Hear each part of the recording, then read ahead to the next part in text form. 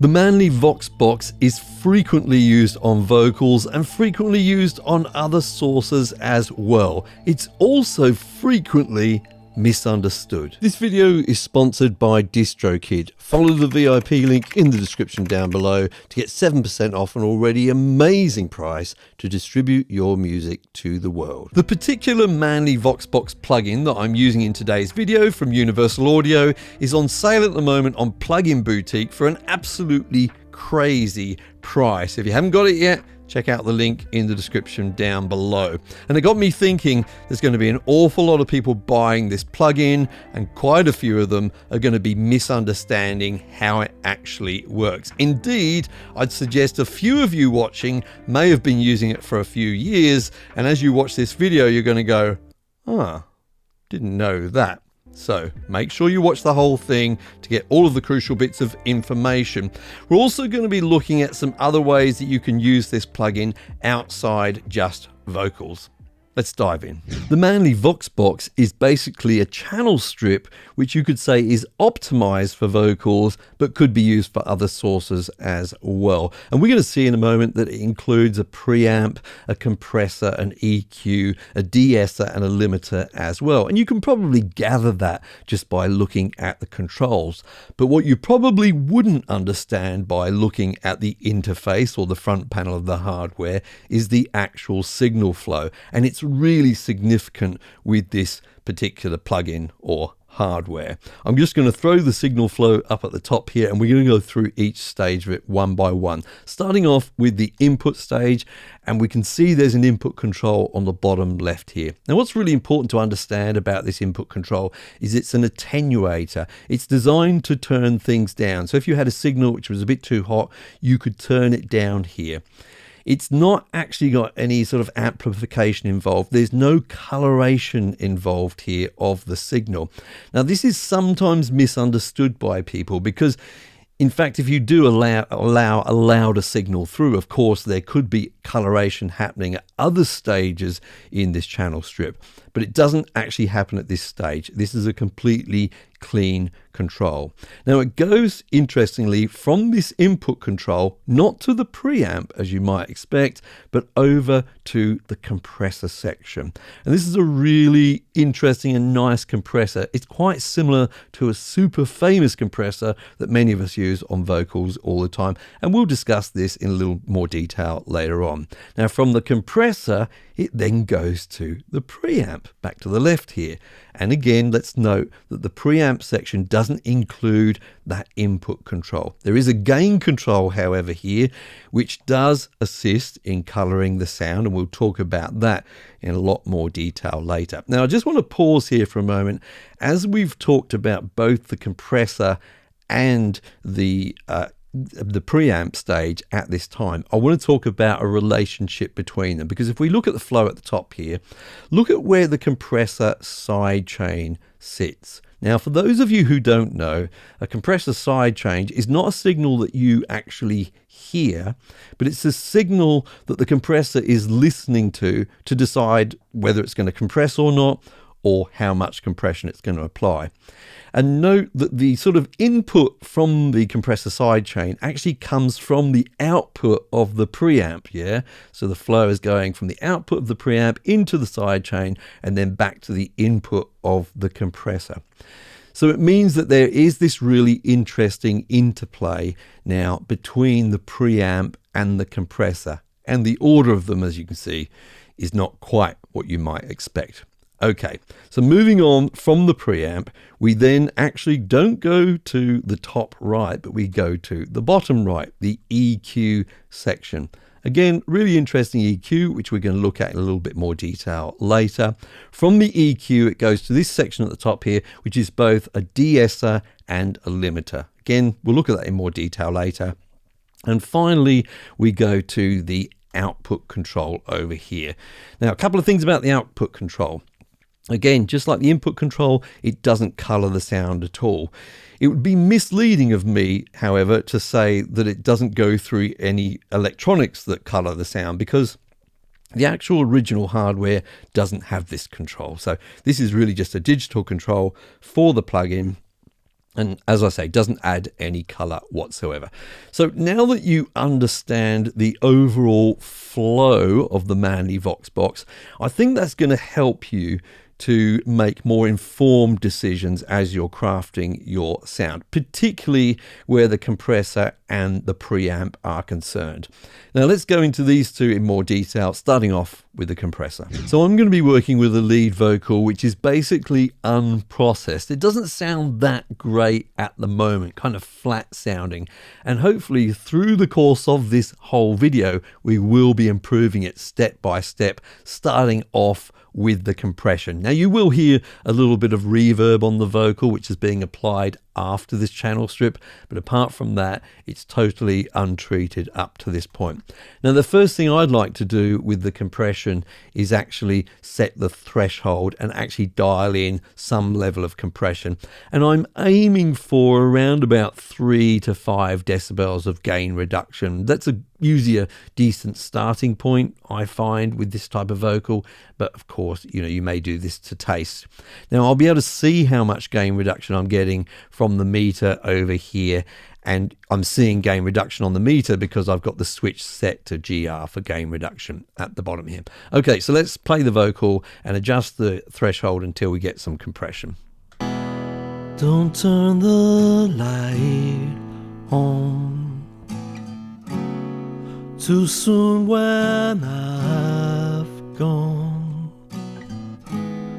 You can't pretend that you're not alone, and I have not gone. Okay, so you're seeing, like I say, around about 3 to 5 decibels of compression there. It's happening fairly smoothly, and you may be listening to this thinking, Mike, I can't hear the difference. And I actually think that's quite a good thing, because with this type of compression, we're not really wanting to hear it, or with this type of music, I should say. Now, you may want to be able to hear it, and this might not be the compressor for you, although I dare say if I pushed it around a bit, you would really hear it kicking in and out. But mainly this is going to be pretty natural sounding. Now, part of that is because on the original hardware, this is an opto compressor, much like an LA2A, which this compressor sometimes gets compared to. And the thing with opto compressors, which use a light sensor to determine compression, is they tend to be quite natural sounding, okay, and they're not particularly fast, I wouldn't say, compared to some other compressors. But in this case, it often works really, really well with vocals. Now, I don't have any control over the ratio. You don't see a ratio control here. It's fixed on this compressor at 3 to 1. However, I do have control over the timing with the attack and release controls. Now, if we look at the attack control first, you can see we can select anything from slow all the way up to fast. Now, there's no actual information in either the Universal Audio Manual or the original Manley Voxbox manual about what the actual timing of the attack is. It's supposed to be around about, well, sort of similar to an LA2A, maybe a little bit faster. And on an LA2A, it's not definitely fixed, but it's around about sort of 10 milliseconds or so. But I'd suggest that you kind of use your ears. Now, let's say I want to capture the transients, the sounds right at the beginning of words with this vocal. Then I'd probably go for a fast attack with that, okay? So it's really latching on to anything that goes above the threshold at the beginning of a phrase or a word or what have you. So I'm going to push this up to probably fast. I could choose medium fast or fast, but that's where I'm going to go to with this, and then capture some of those transients. So let's have a listen and have a look. Don't turn the light on too soon when I've gone. Okay, and it's doing a fine job there for me. It's very, very subtle, so don't worry if you're just going, oh, I can't hear it, I'm no good at listening. That's not true at all. It is actually quite subtle, and it takes time to really hear these things. Now, moving on to the release control. Funnily enough, I have got some information about the release control if it interests you. Going from the slowest setting, we've got a 5-second release. Then medium slow is a 2-second release. Medium is a 1-second release. Medium fast is a 0.5 second release, and then fast is a 0.3 seconds or a third of a second release. That's quite quick. Now for me, if I was just focusing on transients, which I'm just going to do in this particular example, I'd probably go for anything between medium fast and then fast as a release time. So it's just capturing that transient and then leaving the rest of the vocal alone. If I really want to leave the rest of it alone totally, I'd probably go for fast or medium to fast. Let's have a listen to those three. Don't turn the light on too soon when I've gone. You can't pretend that you're not alone, and I have...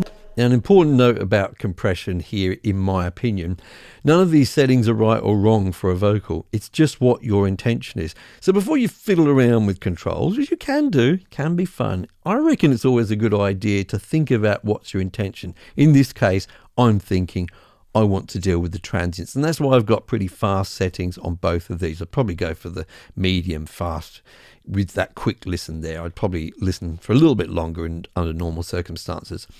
So that's the way these timing controls work here, and unless you really push it to the extreme, I tend to find that it sounds natural no matter what you do, and I really like that about it. Let's look at another couple of controls here. First of all, starting off at the top, we have this link and separate control. I can't actually change this at the moment, and that's because this plugin is on a mono source. If it was on a stereo source, I would be able to switch between the two. And essentially, if we put this to separate, what it's going to do is it's actually going to compress the left and the right parts of the signal separately.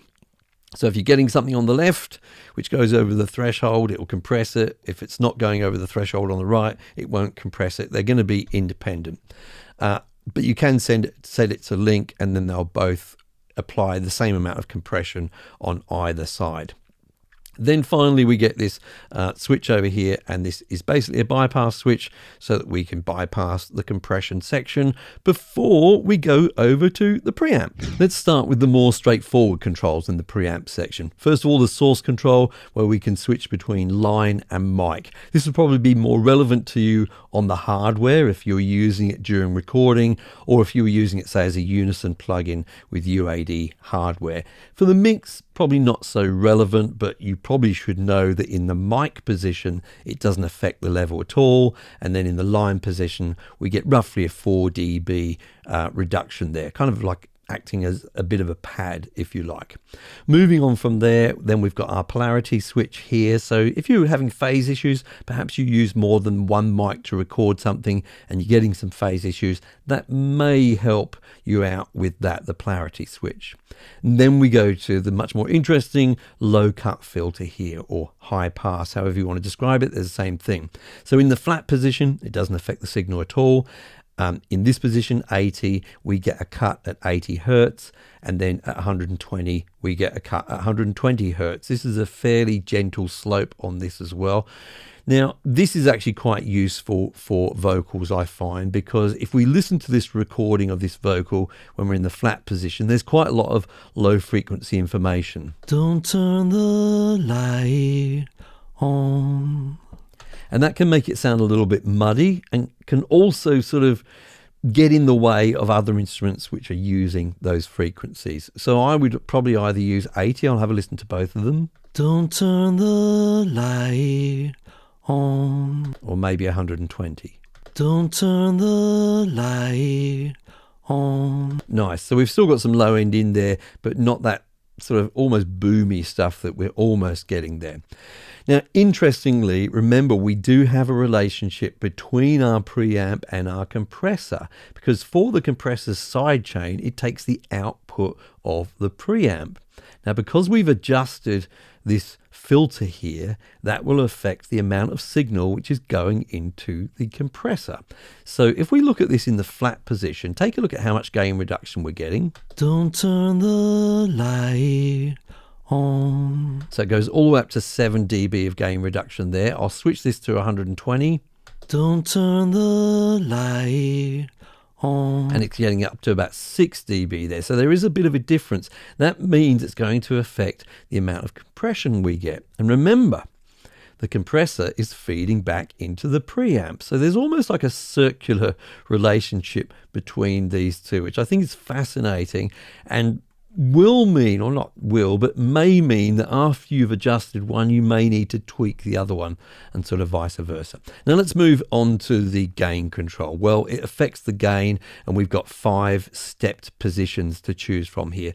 But it's sort of a bit more than a simple gain control.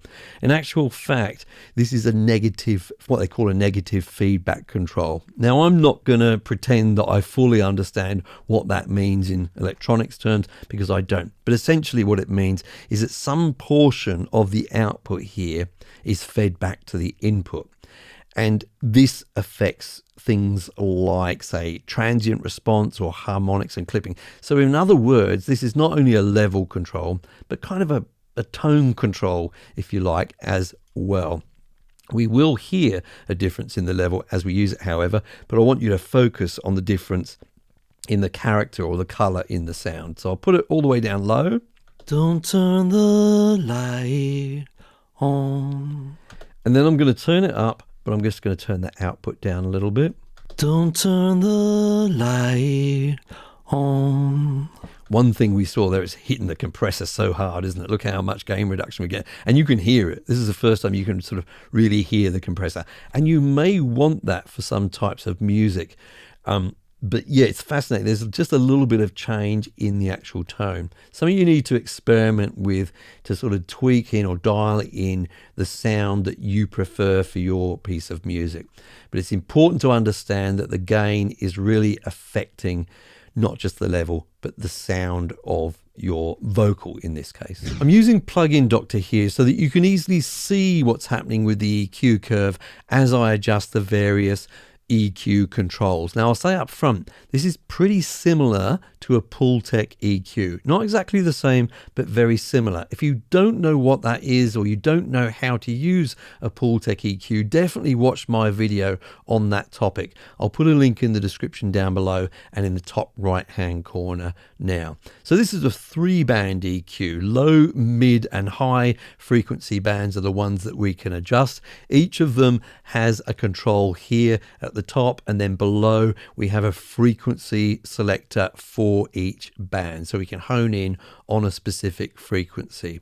Let's start off with the low band. I'm going to adjust it now, and you can see it's boosting the low frequencies here. I can adjust exactly what frequencies down here, so I'll make it quite a bit lower. But do note a couple of things. First of all, I can't attenuate or cut the low frequencies. I can only boost them. And the other thing I want you to notice is how wide the Q is. The Q is the kind of area of effect. We don't have any direct control over it with this EQ, so we're fixed with this Q. And that's important because I think it tells us that we wouldn't really use this for surgical moves to fix a very, very specific frequency. This is much more for sort of overall shaping of the sound. And the same goes for the mid frequencies. We'll move on to those as well. Now with the mid frequencies, we can't boost at all, we can only cut, so it's opposite to the low frequencies. And again, you'll notice the pretty wide Q, and we can again adjust the specific frequencies here. And you'll notice that there's a bit of an interaction between the bands as we adjust them. Now I'll move on to the high frequencies, and with the high frequencies we can only boost, we can't cut, and again it's a pretty wide Q there, so nothing surgical is going to be happening here. So that's the basic overview. What I'm going to do now is actually switch to not the Plugin Doctor version, but the actual plugin we're using, and I'm going to make an adjustment to my vocal, and it's a pretty simple adjustment. I just want to get a little bit more air in this vocal. I think that's going to help to get the vocal to cut through above the other instruments. So I'm guessing that I'm going to be wanting to boost something like the 10 or 12K range, okay? So I'll start off with 10, and I'll do a bit of a boost by adjusting this high frequency here, and we'll have a listen and see what happens. Don't turn the light on too soon when I've gone. I'll try 12 because that's sounding a little bit harsh. So I'll just push that up to 12. Try there. Don't turn the light on too soon when I've gone. Sounds okay for me there. Now this is one of those things in a mix where I'll adjust that and it will sound okay, and then quite often half an hour later I'll go back and I'll go, oh, I went a little bit too far there. So hopefully I've got it just about right. Now, the only other control that I'd like to explain, which is sort of next to the EQ here, which isn't really a part of the EQ, but is this one here. You're bound to ask me, the XFMR control. So essentially, this sends the signal through a transformer for the output section and adds a little bit of color to it, okay? If you have this switched off, then it's not going to go through that transformer section. It's not going to have that color. Simple as that. I just want to do a quick before and after with everything we've done so far, and let's see how we're going. So with the plug-in switched off, we'll have a quick listen to the vocal. Don't turn the light on. Don't turn the light on too soon when yeah, that high frequency boost is making probably the most noticeable difference there, and I think it really helps to get it to sort of cut through. It was sounding a little bit dark and a little bit muffled before, so I'm reasonably happy with the results so far. So our final section is a De-Esser stroke limiter. We can see we've got a 5-position selector switch here. Now with the first 4 positions, we're using it to select a frequency for our De-Esser. But if we put it in the 5th position, this then becomes a limiter, a 10-to-1 ratio limiter. And we can either use the threshold control next to it to control that limiter, or to attenuate frequencies with the De-Esser control. Now, most of the time for vocals, I'm going to have this set to 6K. Now, that's going to be useful probably for both female and male vocals. So you may wonder, well, why have they got 3K, 9 and 12? And I guess that's because this doesn't have to be used for vocals. You could be using this De-Esser for some other purpose. A very typical one, for example, would to be to tame the harshness of an electric guitar or something like that. So that's why they've got those different selections there. So what I would do is set this to 6, find a section of the song where I've got a nice strong S happening, like this one here. Too soon when and then adjust that threshold control until I'm happy with the gain reduction I'm getting in that frequency range. So I'll push it up a little bit. Too soon when and I can hear that starting to attenuate it there. So that's the de-essing, and as I say, flip it all the way to the right and then it becomes a limiter. Now just a quick reminder, if you're releasing your music to places like Spotify, Amazon, Google Play, etc., don't forget to check the link in the description down below to our sponsor DistroKid. If you follow that link, you'll get 7% off of your first year of membership. Now it's definitely worth trying out the Manley Voxbox on bass guitar. It wouldn't be unknown for me to use a compressor such as an LA2A on a bass guitar to kind of even out the playing for an uneven player like me, but this is like having something very similar to an LA2A in the compressor section, but having all the other bells and whistles as well. So the other bells and whistles that I've used on this performance is to really push that gain here to add a little bit of sort of saturation into the signal. It's subtle, but it works in my opinion. Then I've done this kind of boost in the low frequencies here at 100 Hertz. And I've done a little slight dip there as well that helps to accentuate that low frequency boost. And then I've done a high frequency boost here, and I'm using that to kind of help with the slightly percussive nature of the bass guitar. So I'm going to play it first of all with this plugin switched off. I'll have a listen to it and then I'll switch it on. You can hear the difference.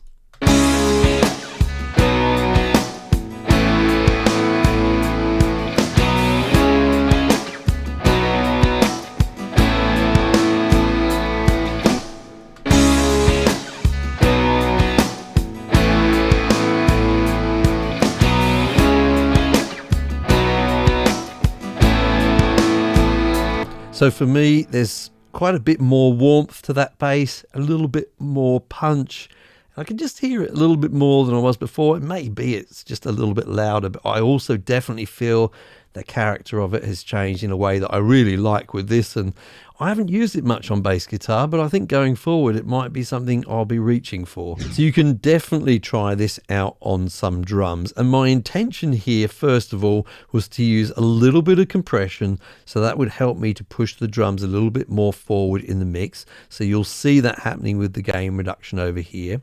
Then in the EQ section, I've done a pretty decent boost at 35 Hertz.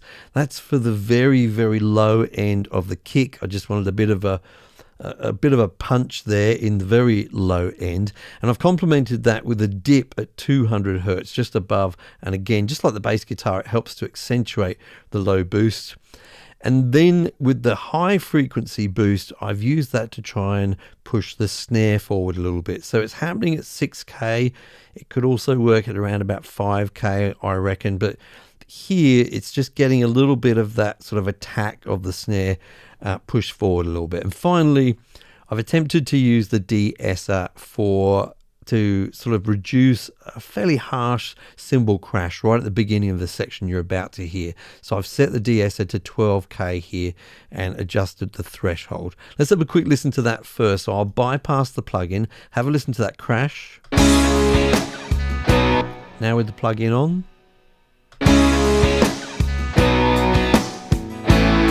So it's definitely subdued it a little bit there. I might have gone a little bit too far. I would tweak that as I go along.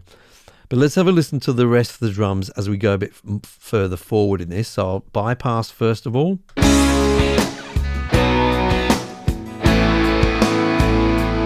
Now on.